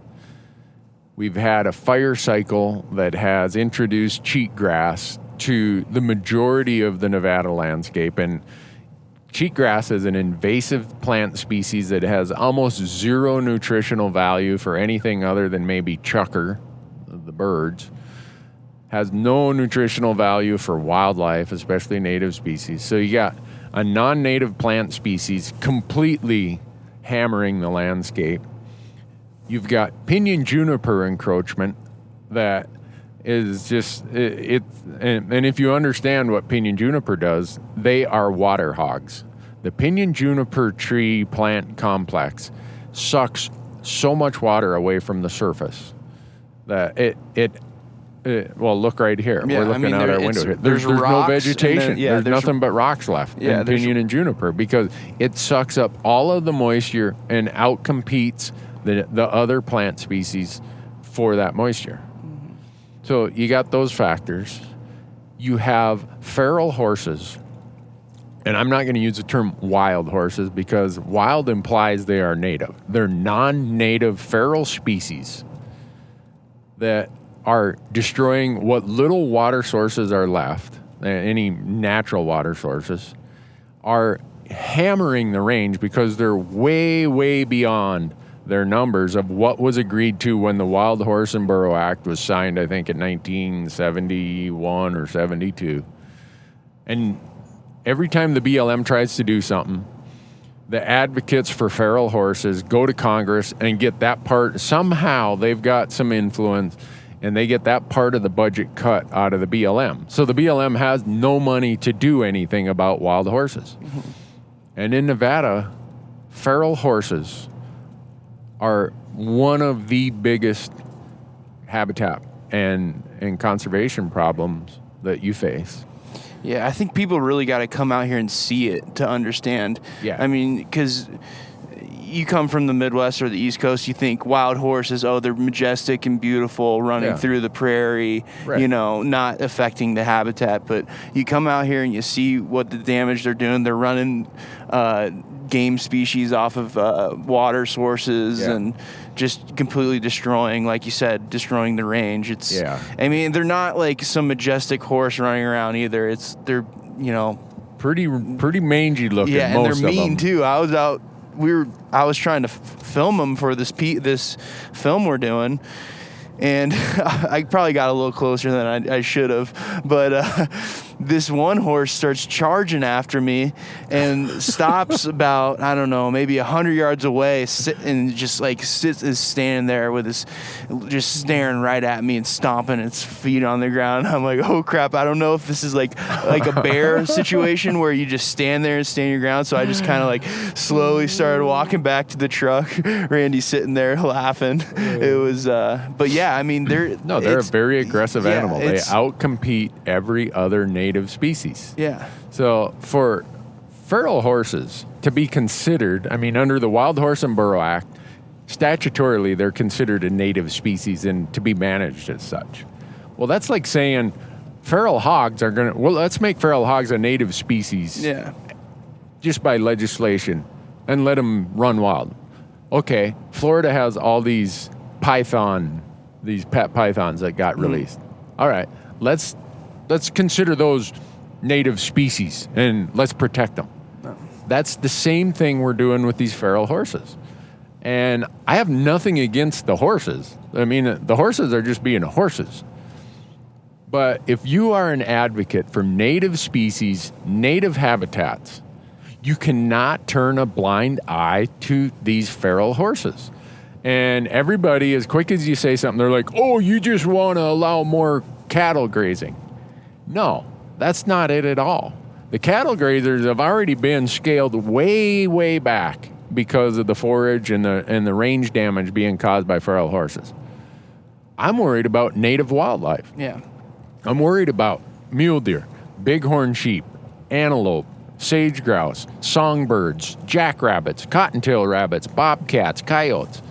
Every one of those are affected when you have some non-native species, some feral species like horses, uncontrolled and hammering the landscape. So, with that background, I started on the fact that there were 3,000 sheep in Nevada. So I'm trying to paint the picture of how dark of a cloud has been hanging over the landscape in Nevada for the last 30 years. To the fact that their mule deer numbers have went down from about 250,000 to probably under 100,000 as a result of all these landscape changes and competition from invasive plant and invasive horses. But somehow the sheep numbers have went from 3,000 to 12,000. And they went from occupying a minority of their native range 30 years ago to now occupying a majority of their native range. And how did that happen? It didn't happen because politicians said, oh, we're worried about wild sheep. It didn't happen because city dwellers who just are oblivious to what's going around them said, oh, I'm worried about native species and wild sheep. It happened because of the wild sheep advocates. And to me, the wild sheep advocates are this classic example. They are the best example I can think of what true conservation is about. And so we were doing the math on the way down here, right, Michael, of how many American citizens there are for every wild sheep advocate. So if we have 330 million Americans and we have 11,000 members, and I'm ballparking these, I know they're somewhat close. We have 11,000 members of the Wild Sheep Foundation and its affiliates. That means for every one sheep advocate in this country, there are 30,000 other citizens putting pressures and demands on the resources, on the landscape, and probably they don't want to see wild sheep go away, but they're just oblivious. It's not part of their daily life. So they live their daily life without much, if any, concern about wild sheep or other native species and other native habitats. So you think about that. How does a species prosper and go from 3,000, quadruples effectively, with with all those habitat and other environmental factors against them? Well, it happens because that one person out of 30,000 is doing way more than their share. Mm-hmm. And you've heard it, I'm sure, many times, Michael, just like I have, where people say, oh, you only want to do habitat and conservation when it benefits you. Yeah, but in this case, the odds of you ever going on a sheep hunt are slim to none. Like, slim to none. You're probably better off winning the lottery. Like, you got better odds winning the lottery. Almost. I mean, so to use that point is, you think about, so to say that sheep advocates only do it because they have some self-interest that they're going to draw a tag. In the lower 48, your odds of drawing a tag in the West are probably less than 1%. That means in their lifetime, if the average person has a 30-year period in which they're hunting and applying for sheep, 1 out of 3 is going to get to hunt sheep on a draw tag in the lower 48. Mm-hmm. But yet, these people, these sheep advocates, donate their time, their money, their advocacy, their political connections, all for the cause of something they're very likely never going to get to hunt. Mm-hmm. It's pretty remarkable. It is. That is conservation at its core. Conservation is doing what's best for the wildlife and their habitat, regardless of what your own self-interest is. Mm-hmm. And that's why I think this whole sheep story is such a cool story to tell. It shows that conservation, and let's face it, I would bet if the Wild Sheep Foundation and its affiliates did a poll of its members, over 95% of them are probably hunters. And we in the hunting community have this conservation ethos that regardless of the species, regardless of the challenges, we're not going to be one of the 30,000 who just live oblivious to the cause of this wildlife. We're going to try to do something about it. We may try hard, and at times maybe we fail, but we're going to keep pushing and pushing and pushing because, as Theodore Roosevelt said, the wildlife and its habitat cannot speak for itself. Right. We must and we will. That statement by Theodore Roosevelt encapsulates the ethic, the conservation ethic that the sheep guys have. And any of you who are sheep advocates, I thank you. I'm a life member of the Wild Sheep Foundation, and people know that I volunteer for lots of other conservation groups, and I sit on the board of directors of a large national conservation group. I try to do all I can for any of them. Mm-hmm. But when I look at the sheep folks and what dark, gloomy situation sheep face between disease from domestic sheep, from all these other factors that I talked about in Nevada, and you could extrapolate that to other states, mm-hmm. Sheep are always the last consideration. And if it weren't for you wild sheep crazies, you people who advocate for them, sheep would they'd be out. There'd be so few sheep. I mean, we went and filmed some of these trick tank things, these water drinkers, whatever you want to call them. Every one of those groups that helped fund it were hunting-based conservation groups. And you look at the tracks in the sand, hardly any of them were sheep tracks. Mm-hmm. There were bird tracks, coyote tracks, deer tracks. I mean, elk benefit from them.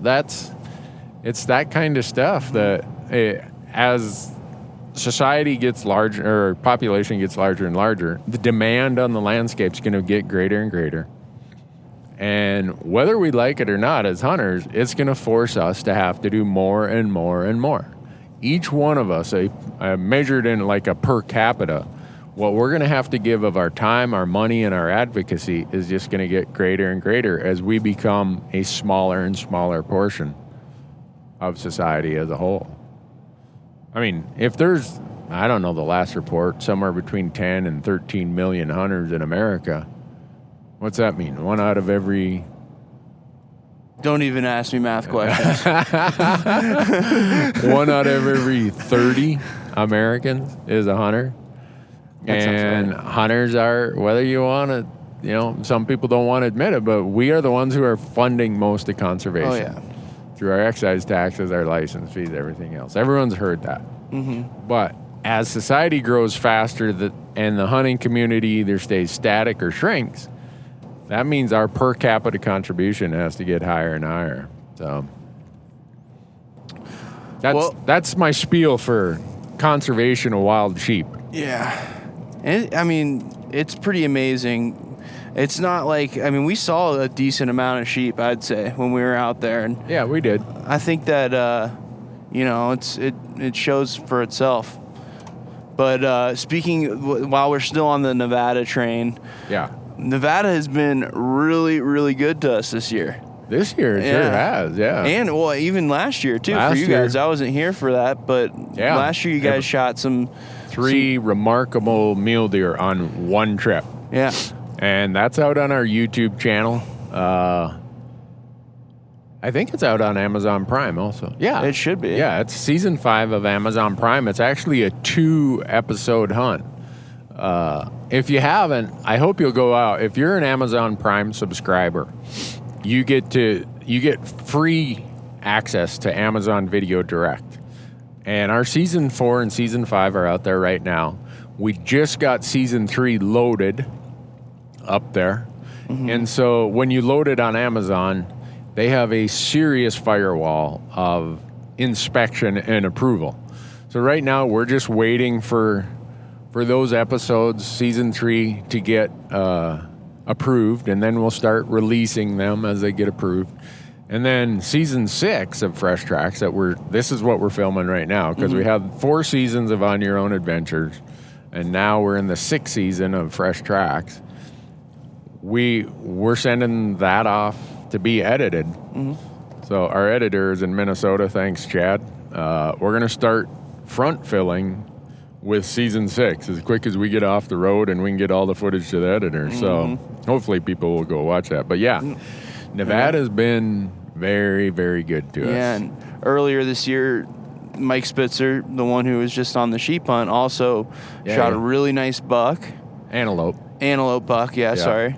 And then the sheep tag, and both with, I think he shot him with a, Sean and Chad were both on that hunt. Yeah, Sean and Chad were both on that hunt. I think that 7M 08's been really good to him this year. To Spitzer, that guy, he's probably going to want to buy that from me. Yeah, seriously. You get that guy prone. It's not for sale. Yeah, you get him prone, he can shoot 2 miles. Yeah. Well, so it's funny you bring that up. When Howa was coming up with their prototype of the Alpine Mountain Rifle, that was the number 1 prototype rifle they sent me and said, go use this, give us your feedback. All right. So I did. And they asked me what caliber you want. I said, well, the first one I want to be a 7mm 08, and since then I've got a 308 and a 6.5 Creedmoor. But the 7mm 08 is a classic, to me anyhow, classic example of how accuracy and quality bullets are way more important than the amount of powder that's pushing that thing. Mm-hmm. Because I haven't seen the kill shot from yesterday. You said you guys reviewed it last night? Yeah, I watched it. It's pretty amazing. Is it? Yeah, I mean, just crushed him. He was done within, I don't know, it took like 3 seconds for him to expire. Yeah. So if you told people that at 340 yards with a 7mm 08, you were going to have a complete pass-through on a bighorn sheep, they'd say, yeah, right. We didn't recover that bullet. Tyler and I were doing the caping for the full body mount, and I found an exit wound and an entrance wound, but I didn't find a bullet.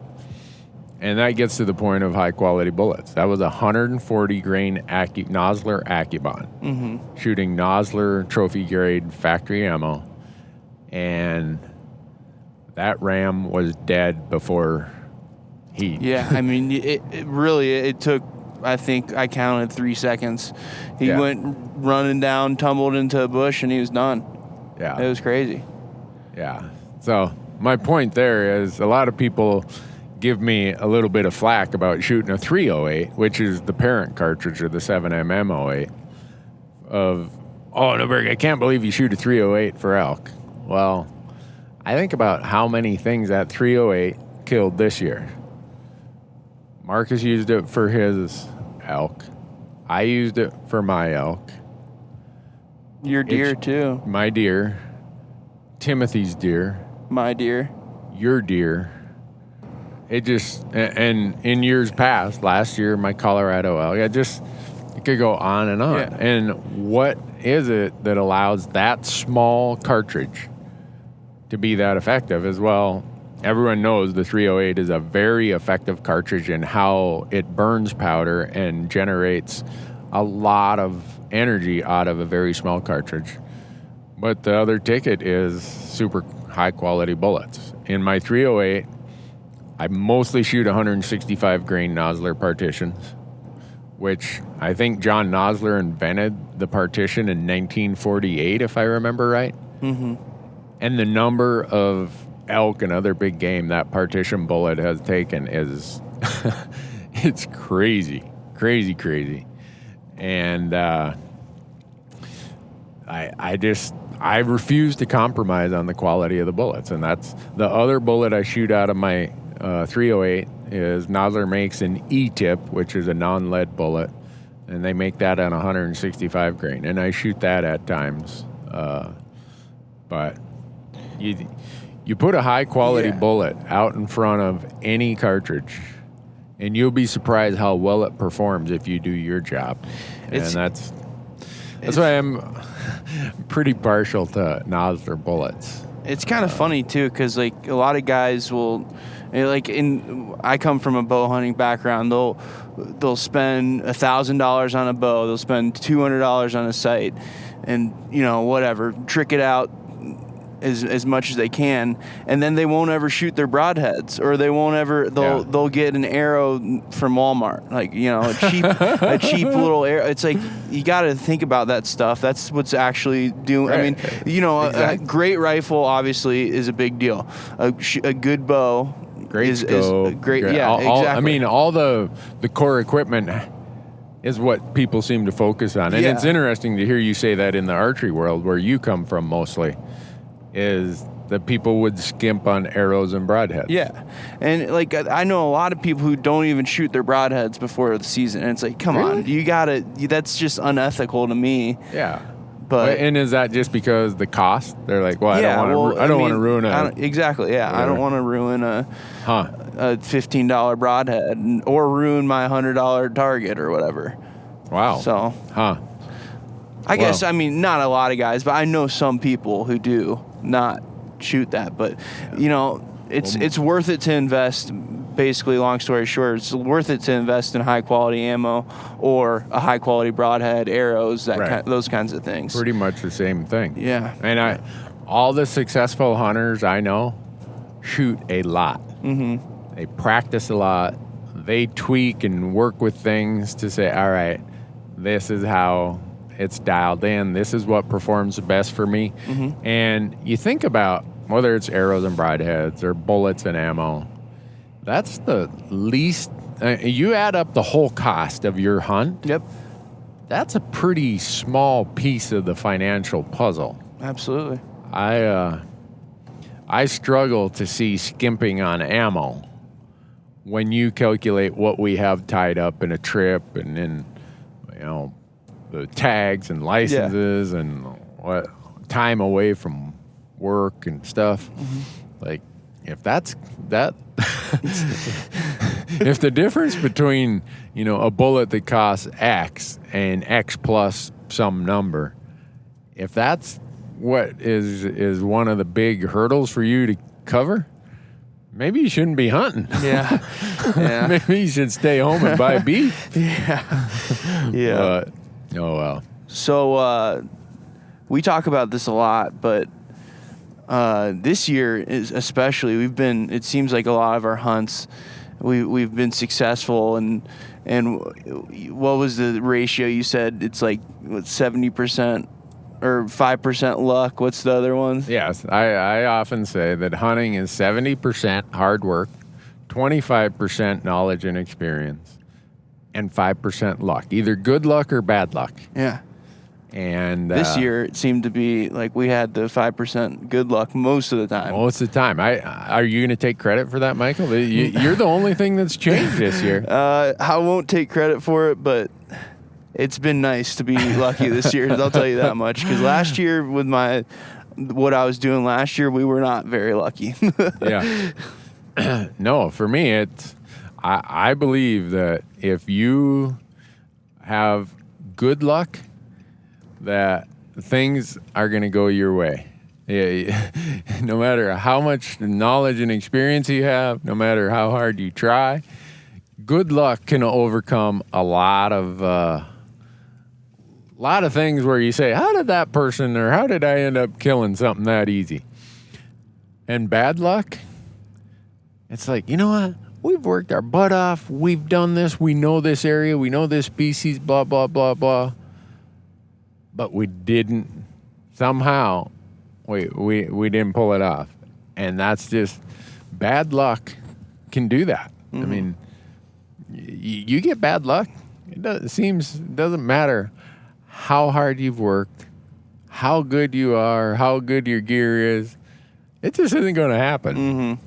Fortunately, in my experience, bad luck, just that absolute terrible bad luck, isn't that common. Some people say, oh, every hunt I got bad luck. Well, I don't buy into that. Yeah. But, yeah, we've been lucky this year. And I always caution myself, Randy, think about this. This is not because you guys are the greatest hunters in the world. You're just getting lucky. Yeah.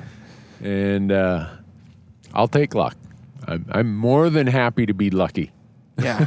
Yeah, absolutely. Regardless of whether or not I deserve it, I'll take it. And I do. So we're heading to the airport. We got a couple days off, and then you'll pick me up in Vegas on, I think, the 28th or 29th, and we are going to Arizona for late season elk. Yep. And your buddy Jerry Pritchard has a tag, right? Yep. And we'll be there. And a lot of people, I'm sure, are wondering, how is it that these guys end up with so many of these late season Arizona elk hunts? Well, quick as I gas up the truck, I'm going to pause the podcast right now, but we're going to finish that topic after we get gas, because I don't want to run out of gas just because we're doing a podcast. Hey, folks, we're back after a short stop in Wendover, Nevada for a little bit of gasoline, coffee, and a raspberry fritter. That was disappointing, man. I walked in there, they had this wall of coffee. They're out of everything. Yeah. Ended up with some generic house blend thing. Like borderline even coffee. Yeah. I'm not much into as I've gotten older, I've kind of become a coffee snob, but you know how hard it is for me not to laugh when you say, as you've gotten older? Yeah. You're going to be 25 in 2 months. Yeah, so I guess I'll take that back. I've only been drinking coffee since, I don't know, I was 20 maybe, so 4 years of coffee experience. I'm already a coffee snob. So right now we're driving across the Bonneville Salt Flats, and I just saw a sign that D. White Yoakum was going to be in Wendover in 3 days, and I'm not going to be here. That chaps my hide.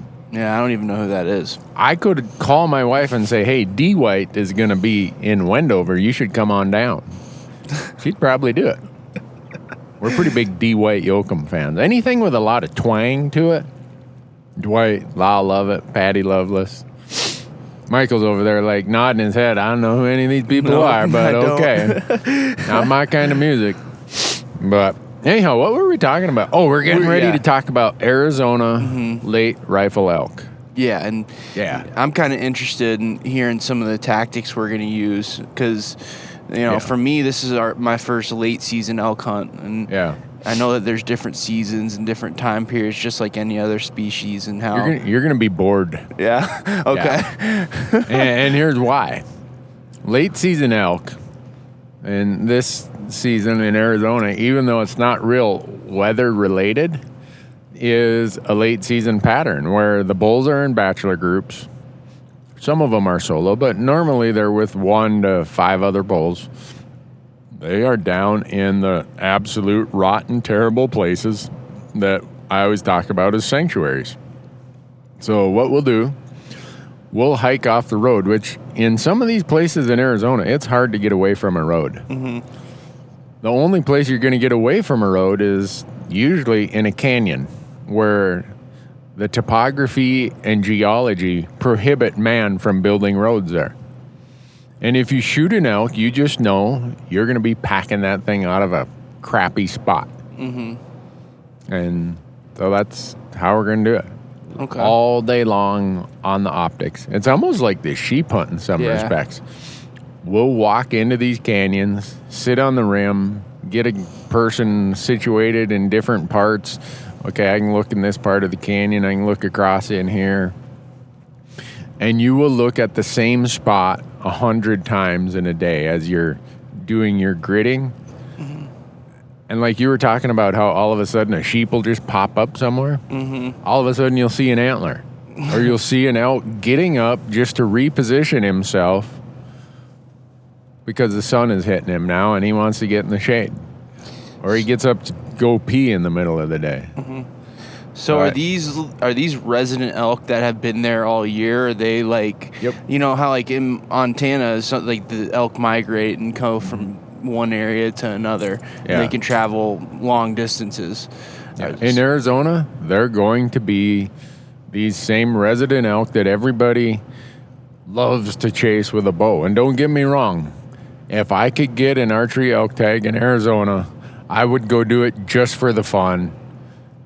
Even though I know my odds are lower, my odds of success are lower than with a rifle. Those September hunts are just a blast. And so that's why they're in such demand for those tags in Arizona. But I'm getting old, man. I'm like that ram we shot here in Nevada. I don't have many teeth left. I want to get as many elk hunts in as I can before I tip over. And so I don't have the tag. Buddy Jerry Pritchard has the tag. Yeah. And Jerry grew up in, well, a lot of people have seen Jerry on our episodes. He and I were friends since we were in diapers, and then in junior high, Jerry moved out to Arizona. And so he grew up in the heart of Arizona's elk country. We're going to be hunting not far from where his, Williams, Arizona, his town that he moved to when he was in junior high. So that's what it's going to be, Michael. I assure you it's going to be boring as all get out. All right. Interrupted by 10 minutes of absolute chaos, yelling at you, Michael, get the camera ready. Are you on him? Are you on him? And you're going to be like, where is he? Where is he? Sorry that it turns out that way. No, it's all right. It's fun. I mean, we're all trying to do our job, and it's just. But unfortunately, you don't get a mulligan. You know, No. if you're not on the right elk or you're not set, Yep. and we tip an elk over, it's no not like we good. can say, oh, well, let's go find a different one. That footage wasn't what we needed. No, it's not good when that happens. It's really not good. But we're going to be tenting it, and not quite as bad as Nevada, but northern Arizona can get pretty chilly. One time, and everyone I talked to said this is like a once in a 50-year blizzard. One time we had this tag, and it was really cold. It snowed, and once the storm left and it cleared off, it got down to like 3 below zero one night. Jeez. Which people think, Arizona, 3 below zero? Well, when you're at 9,000 feet, that can happen. So Arizona's another one of those states where a lot of people just think of the Phoenix. desert, and exactly, Phoenix. You go up to northern Arizona, and it's mountainous, and there's trees and water, and beautiful. Well, I guess not really that much water, but Eastern Arizona, northern Arizona, it's remarkable country. Yeah. I love it up in those places. But we got that one on the docket, and I will go hunt anytime someone says, hey, I got a late Arizona tag, I want to be there. It's a different type of hunting, but you're going to see elk. And the beauty of it is, in these Arizona units, you're hunting the same herds that have these high-demand early rifle, high-demand archery tags because of the quality of the age class that is there. Well, guess what? If you see 10 bulls on a late hunt in Arizona, one of them's probably going to be pretty darn good. Yeah. And that's why I love going there. And you just never know. It's like the next one could be it. So keeping our fingers crossed that the hunt goes well. Yeah, that area it sounds like a cool spot. I'm looking forward to it. As good as our luck has been this year, I'm afraid that we're due for a disaster. Yeah, I hope not. I hope not also, because we've got some guests joining us. The Gerber guys, their product guys, are coming down on that hunt. We're working on doing a bunch of work with Gerber and using their stuff, and got some prototypes that they're bringing with that we're going to hopefully put to the test. Yeah. If Jerry puts an elk on the ground, we got a bunch of new stuff that for me, one of the pleasures of doing what I do is I've been at it long enough now that companies are sending us stuff to try to give feedback before it ever comes to market. So like this year, I've had those prototype Leupold binoculars, and I can't show them in the footage, and that's why it's frustrating. That makes your job harder. Yeah. That some days I got to use the existing B4 binoculars, which are a great binocular, BX4 HD, but Leupold is stepping it up to a higher level with this next prototype. I don't know when they'll be ready, folks, so don't ask. When you have a perfectionist like Tim Lesser, the VP of Product Development at Leupold, I don't know how long it's going to take, but I can assure you, when it's ready, it's going to be ready. Yeah. And you're going to like it. So same with this stuff that Gerber's bringing down. It'll be interesting to see what they bring, how they want us to use it. I've already given them a lot of feedback on some of their existing stuff. But so that will wrap the 2017 season until in late January, when we head back to Arizona for archery coos deer and Mearns quail. And insert species here. Yeah. Quail, rabbits, javelina, coos deer, ducks, and Hank Shaw's coming with. Oh, yeah. The duck goose guy, buck moose guy. And I think there's a pretty good chance that the meat eater guys are going to be there also for a couple days. So there should be a lot of cooking going on. Yeah. I better shoot something. Yeah, seriously. I mean, if we don't shoot anything and we got all these great cooking guys there. Well, we ought to bring some of the stuff we already shot, too, for them to cook. Think so? Maybe, if Never we can. even thought about that. You'll have to bring it, because I'm going on a big road trip. I got to leave Montana, head to the sheep show in Reno. Yeah. So I'm driving. Oh, I'm driving the new Titan from Bozeman to Reno to Vegas for the SHOT Show. From the SHOT Show in Vegas down to southern Arizona to the Mexico border, and then have to road trip it home.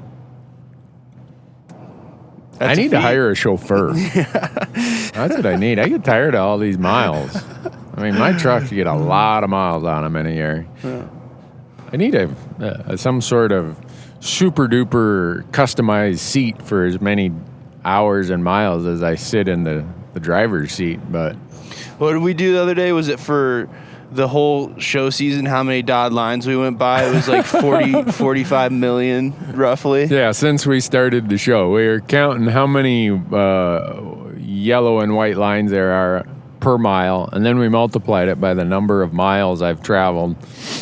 And what did we come up with? 45 million? It was roughly, I think it was 44,750,000. Yeah, something like that. In my 10 years of doing the TV show, that's how many of these lines I've driven past. We must have really been bored to think that was a worthwhile discussion or problem to solve. Sometimes when you're sitting in a truck for 8 hours, you got to think about stuff to do. Yeah. Well, on our way down here to Nevada, there were some people who gave us some things to talk about recently. And as someone who has produced outdoor TV now for 10 years, I preface what I'm going to say with the fact that there are some really good people in outdoor TV.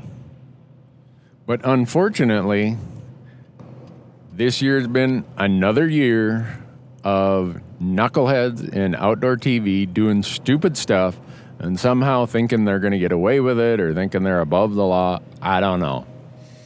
And we were talking about, when was it, 2 weeks ago, that Chris Brackett, and I don't know Chris Brackett, so I'm not going to judge him personally, but I can judge his action.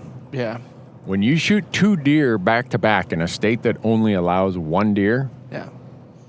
and you admit it only after your camera guy spills the beans on you, you got some problems. You need to have your ass handed to you. Yeah. If anyone who, let's face it, the things that we do, this is a blessing. Yeah. Oh, yeah. I feel that anyhow. Oh, yeah. To be put in a position through hard work, through investment of your own money and everything else, to build platforms that the hunting world trusts you to be a messenger, and you're going to be a dumbass like that. Same with the Buzzbus guy from Wild Game Nation. How did he get caught? His camera guy spilled the beans on him. Shot 2 bull elk. Isn't that what he did? And then hid one of them? He wound up shooting, I think what he shot, happened. he shot a calf. Yeah. And then out of the same herd shot a bull and told his camera guy and some other people to go bury the calf. Yeah. Not good. I look at, okay, there's maybe, if you add up all the platforms, there's 350, 400 people who are hosts and producing and whatever in the outdoor world of TV, of other media. And the number of them that get busted for doing stupid shit, poaching, breaking the law, acting like an idiot, is a way higher proportion of people, of the other hunters I hang out with. I don't get it. I don't understand how they think they can get by with it. I don't know if it attracts a certain personality type or there's pressures or whatever. And I try to always remind myself, hey, guess what, Randy? This is not your financial... I don't rely on this to pay my bills. Because if I did, I would have been bankrupt a long time ago. But by my platforms not being what drive me financially, I'm allowed to make decisions that say, no, I'm not doing that. No, I'm not going to use that product or blah, blah, blah. No, I'm going to donate this. I don't have any pressures on anything. Maybe it's the pressures some of these people have that they just feel that they got to do it. But if they feel that pressure, they're in the wrong freaking business. Yeah. And I don't know Michael Waddell very well, but he did a piece on it. I think it was a Facebook Live thing. Yeah, I watched it. It was really good. Just a couple days after the whole Chris Brackett thing came out. And I thought it was a very good piece. Yeah. Michael talked about, you know what? If you're in outdoor TV, you better straighten up. Because the people who are supporting these platforms aren't doing the stupid stuff we're doing. When I say we, I'm say collectively of the community I'm part of is doing some really, really stupid stuff. And it makes you wonder how many of them don't get caught. Yeah. I look at the long list of them over the years who, it's like they get off easy. Yeah. You know, someone goes to Alaska and she shoots 2 grizzly bears and then tells her guide to fly back and get a second tag. Or you're some old washed up rock and roll guy and you have a string of citations. But because you can play the guitar, you get a free pass. Yeah. I mean, the list goes on and on and on. And fortunately, this year, this is the first year I've seen the networks lay the hammer on these guys. Yeah. And the point of bringing this up is those of you who listen or watch these platforms, I don't think you understand how much sway you have with networks, with sponsors, with distribution platforms, that if you weigh in and say, I'm tired of this stuff, I'm tired of bad behavior, I'm tired of things that paint hunting in a bad light, you have a lot more sway than you think you do. Especially if you say, hey, I'm a volunteer for Hunter Ed, or I'm a volunteer for this conservation group, or whatever your position is. Maybe you're a game warden. If you communicate with sponsors, with networks, and say, I'm tired of this, that's when things are going to start changing.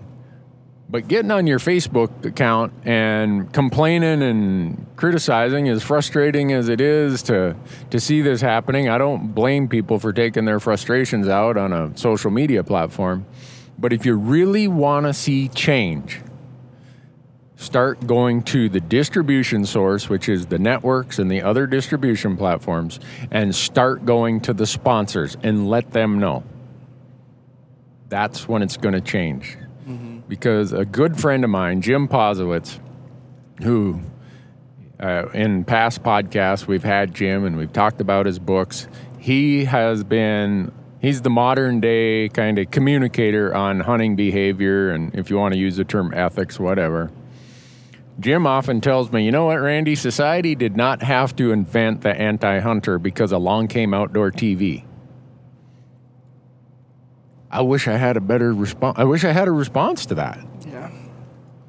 I mean, you've been hunting how long, Michael? This is my 4th season hunting. Okay. And out of those 4 years, 3 of them have been working in the hunting industry, being a camera guy or editing or something. Yeah. And I've never been a part of any operation that's done this kind of stuff. But you were with some good folks. Yeah. And I'd say that the vast majority of people are law-abiding, following the rules, but it's the classic, like, one bad apple spoils the bunch. Right. And with hunting numbers kind of declining, that's not the kind of publicity we need. No. I mean, that is exactly what society sees. It fulfills a stereotype of, a bunch of stupid idiots out here shooting, blah, blah, blah, don't care about wildlife, don't care about conservation.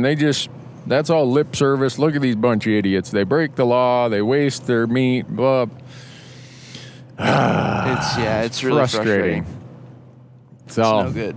I hope that all of you who are as frustrated at these kind of things as I am will speak up and communicate with sponsors and with the distribution platforms to say, you know what, I've had enough of this. Get your act together.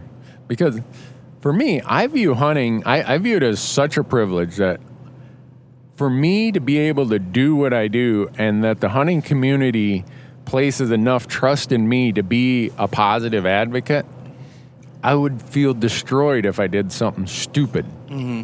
And I'm not going to say that someday, as many different states as I hunt, as many different species as I hunt, all the different rules, I sit down and read the regulations of every state every time we go somewhere. And even with that, someday I might mistakenly not know, and I might do something. Not wear an orange hat or something. Yeah, like one time in Colorado before I started the TV platforms, it was 2003, I didn't know Colorado required a orange hat. I thought it required an orange vest. I'm out hunting, a game warden stops me. He's like, hey, aren't you the guy from Montana who contacted me about this unit? I'm like, yeah. He said, how about if you wear an orange hat? I said, yeah, I got one here. What? He said, well, under Colorado law, you got to wear an orange hat. Huh. I'm like, oh, I did not know that. That was a good reminder to me that, you know what, there's all kinds of little quirks, little things. But I can assure you that if I accidentally do something, I'm going to self-report it. You as a camera guy, some other observer is not going to have to go to the authorities to say, hey, Newberg did this. And I don't ever see you shooting 2 animals in like kind of that scenario. The Chris Brackett scenario. I can assure you that you will not do that. I know you well enough that would never happen. If you ever see me even think about that temptation, you have the privilege to take your tripod and crack me in the back of the head and knock me out and leave me there. I don't think we'll ever be in that situation. I don't think so. But there are a lot of great people producing outdoor TV. I know a lot of them, and I know how many of them are as fed up of this as I am. I mean, for me to sit here and rant and rave about it it's not just me. Yeah. There are so many people who take this so seriously, who want to do the right thing and are working hard to produce a positive message about hunting and conservation. And then the knuckleheads show up and we look at each other like, what do we do? Yeah. Only thing I know to do is call them out as being knuckleheads. Yeah. And make sure that the boom gets lowered on them. Financially, that their platforms get pulled, whatever. Mm-hmm. When you are under the microscope that hunting is, at all times, you cannot afford a single problem. Yeah. Because it's amplified to the nth degree. And if you can't accept that, then step away. Let someone else be a messenger. I don't know. Whew. Maybe I had too much caffeine this morning. No, it really pisses me off, too. It just, I don't know. I don't get it. I don't get where the motivation comes from. Something that I hold as dear as hunting and conservation and the fact that we get to do this in the United States, I would never intentionally do anything to put my own self-interests and do something stupid that would damage this amazing thing we have in the United States. Mm-hmm. But I guess you look at the cross-section of society as a whole, and hunters are a cross-section of society as a whole. Yep. You always have somebody who's going to be a little bit of a, it's about them and not about the bigger picture. So, what else we got, Michael, as we drive across the Bonneville Salt Flats? Well, I don't know.